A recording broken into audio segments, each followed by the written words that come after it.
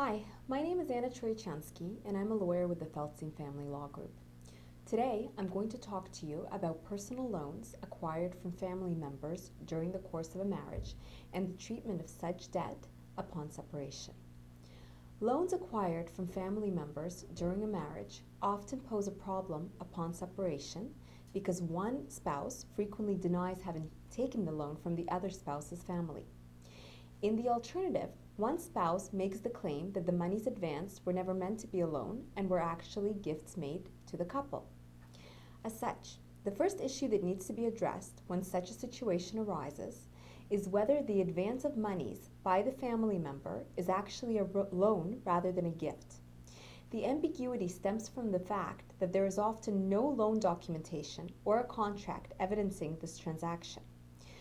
Pursuant to Section 4, Sub 2 of the Family Law Act, if monies are gifted to a couple after the date of marriage, this amount is excluded in computing either party's net family property.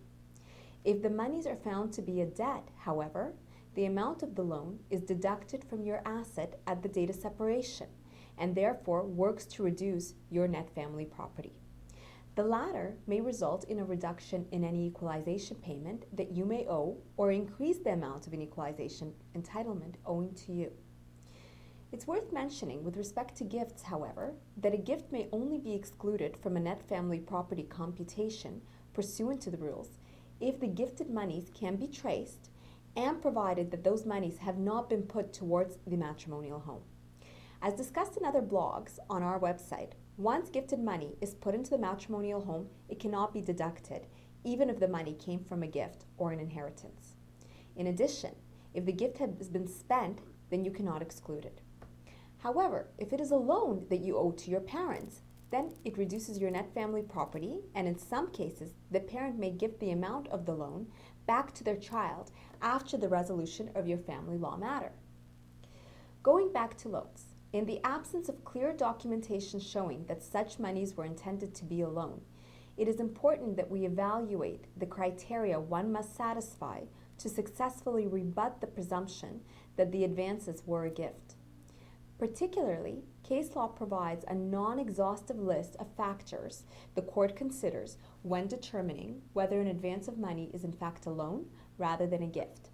Some of the factors include the following: whether there are any documents evidencing a loan, whether the manner of repayment is specified, whether there is security held for the loan, whether there are advances to one child and not the other, or advances of unequal amounts to various children, whether there has been any demand for payment before the separation of the parties, whether there has been any partial repayment, and whether there was any expectation or likelihood of repayment. A combination of these factors is taken into account when trying to establish whether the advanced monies in dispute are in fact a loan. The outcome, therefore, is dependent on the facts of the given matter and whether they weigh in favor of a loan or not. If you would like to learn more about the treatment of personal loans upon separation, you can visit our website at www.separation.ca. If you need legal advice about your own situation, please call us at 905-415-1636 to schedule a free initial consultation. Thank you for watching.